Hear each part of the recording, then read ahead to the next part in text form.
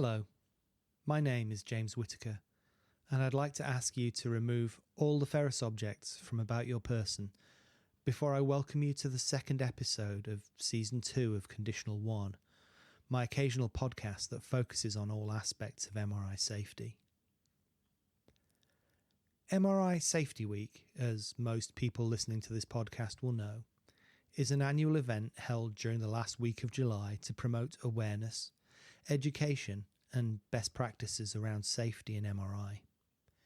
It was established in response to the tragic death of Michael Colombini, the 6-year-old boy who was struck and killed by an oxygen cylinder in Valhalla, New York in 2001. That incident became a catalyst for global efforts to improve MRI safety protocols. The first MRI Safety Week was in 2008, and now it takes place every year in the last week of July, serving as a global reminder of the importance of robust safety protocols in the MRI environment. Since 2008, it's developed significantly, with various organisations and businesses conducting safety campaigns during this period, providing study days or educational webinars. During this week, there's also usually a push to raise public awareness of MRI safety, but this year it's taken on a decidedly more urgent and reflective tone. While the week has always emphasised best practice, this year's MRI Safety Week has sharpened focus towards accountability, real-world case analysis and systemic reform. When MRI hits the headlines, it's never good news. It's a lot like commercial air travel in that regard. While MRI and aviation are hugely different, MRI accidents and plane crashes do share some striking parallels. Both depend on complex technology, strict protocols, and constant human vigilance. MRI is reliant on its strong magnetic fields, radio frequency and gradient coils, while passenger aircraft rely on their jet engines, avionics and navigation systems. MRI has its safety zones and patient screening procedures, while flying has its own screening for security and pre-flight checks. Every year, over 35 million commercial flights take off, and nearly 150 million MRI scans are performed worldwide.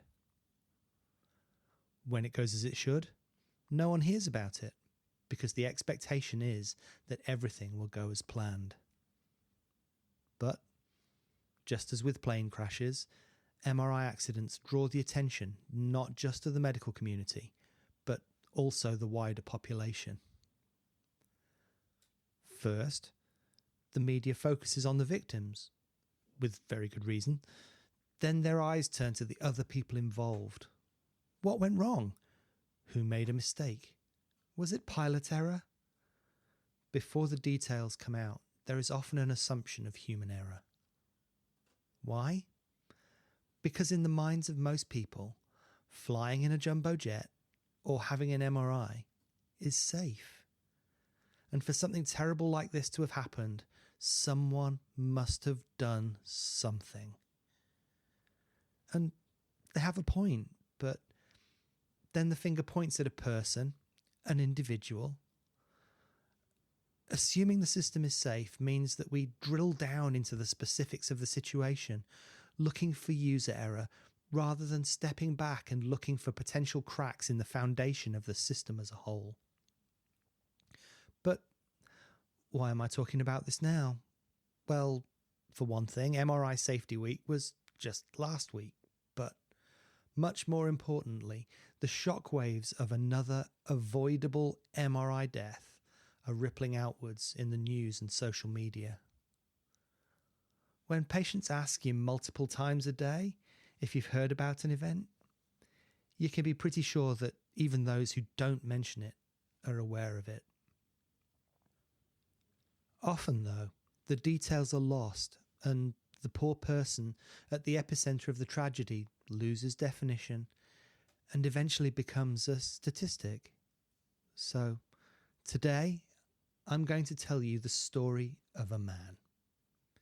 His name was Keith McAllister. So what can I tell you about Keith McAllister? Well, he was 61 years old. He lived in Long Island, New York, with his wife, Adrienne Jones McAllister.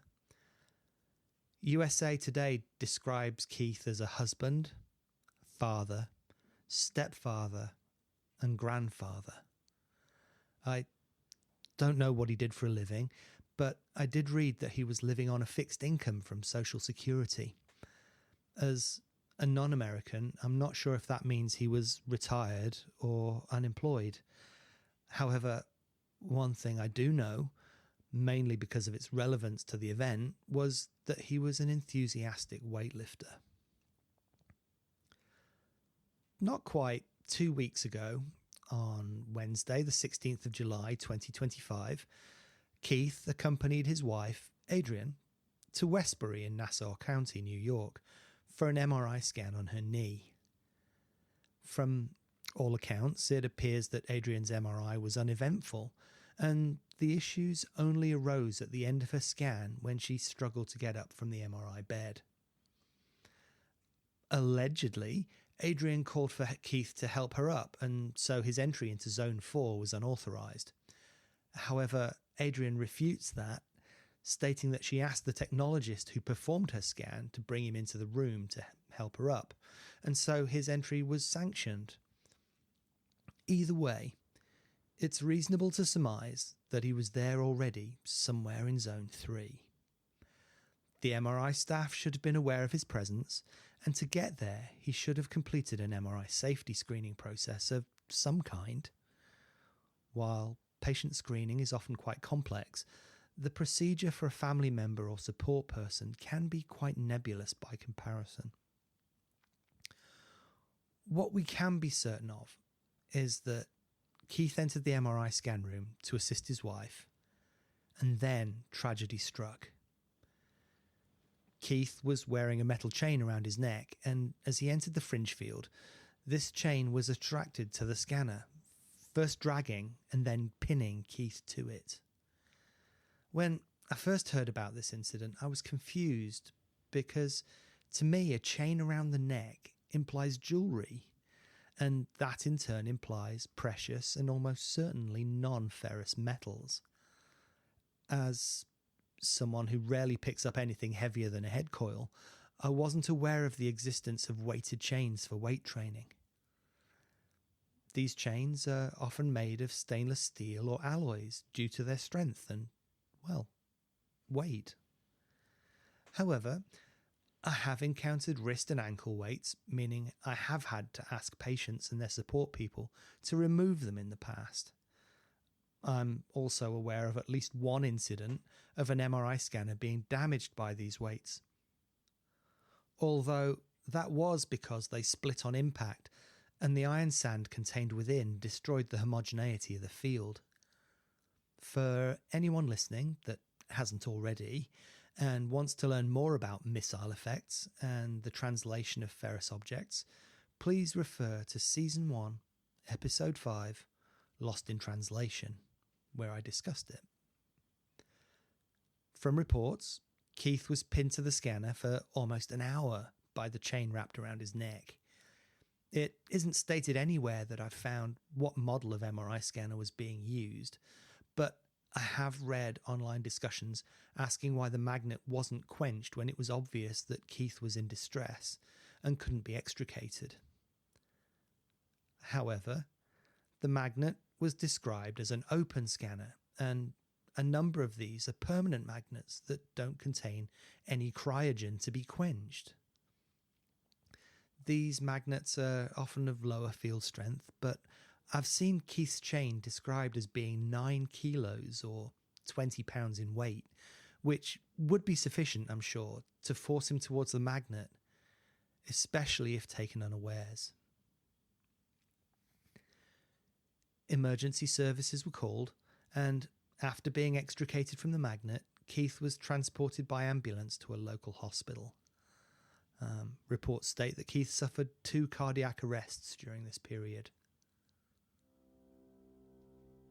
The next day, Thursday, July 17th, Keith McAllister succumbed to his injuries, dying from cardiac complications related to the incident. In the aftermath, Adrian claims that the MRI technologist allowed Keith into the room, despite his chain being visible.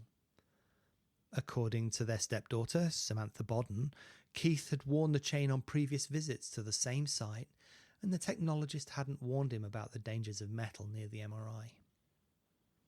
While I haven't seen this site except for an exterior view on Google Maps, every MRI scanning suite I've seen has been covered in warning signs, and I'd be surprised if this is the exception. Keith's widow and family are working with attorneys and are cooperating with concurrent investigations by the Nassau County Police Department and the New York State Department of Health. One thing I wasn't aware of is that outpatient MRI facilities in New York State are not routinely regulated and don't have to follow the same procedures as hospitals. A week after Keith's death, Michael Lauterborn, the attorney representing the McAllister family, shared this statement. The McAllister family and their friends are deeply saddened by the tragic loss of Mr. Keith McAllister, who passed away following a preventable incident at Nassau Open MRI in Westbury, New York. We ask the public and friends to keep Mr. McAllister's wife, Adrian Jones McAllister, and the entire family in their thoughts and prayers during this profoundly difficult time. The family is truly grateful for the outpouring of heartfelt condolences received from the community and from across the country. This heartbreaking incident highlights the critical importance of safety protocols in medical imaging facilities. The family and our legal team are dedicated to assisting the appropriate authorities in their investigation and in efforts to ensure accountability and prevent similar tragedies in the future.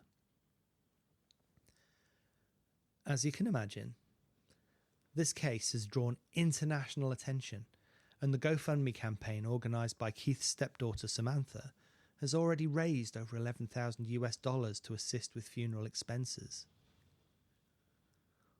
Was it Keith's fault? Did the MRI technologist make a mistake? Were the local procedures followed but flawed? We won't know for a while, if we ever find out. Michael Colombini died in 2001, and it was only in 2008 that the lawsuit brought by his parents was settled. So that's why I've called this episode Part 1, because there's still a lot to be learned, both about this case and from this case. And it's going to take time. I'll finish with a statement from Dr. Emmanuel Canal, one of the leading authorities on MRI safety working today, in response to Keith's death. He said, "The irony is impressive. On the eve of MR Safety Week, which was inspired by the tragic death of Michael Colombini, who was struck by an oxygen tank inadvertently brought into the MR environment, we now have another translational effect death, also from New York State, from ferromagnetic interactions with the MR environment. There will be so much discussion, and I told you so, and finger pointing, but after it's all said and done, technologists, radiographers, you are the key to everything. I'm always quoted as saying that the MR technologist is the last line of defence when it comes to MR safety. That's not actually an accurate quote. What I actually teach is that in so many institutions, the MR technologist is the only line of defence. You're working in an industry where, quite literally, if you do not execute your job flawlessly, someone can be seriously injured or die. Let this refocus all our collective motivations to protect our patients, our family members, our healthcare co-workers from the silent but exceptionally powerful forces associated with the MR imaging environment. Now, unless something else happens, God forbid, hopefully next episode I'll return to my scheduled programming and talk about B1 plus RMS. What it is, how it's calculated, and why we use it. As always, I'd like to say thank you to purpleplanet.com for the use of their music. I'd also like to thank James Whittaker for proofreading and graphic design. If you have any questions about the content of this podcast, or ideas for future episodes of Conditional 1, please email me. My email address is podcast@conditional1.com. And remember, if anyone ever tells you that being an MRI technologist isn't rocket science, tell them no. But it is nuclear physics.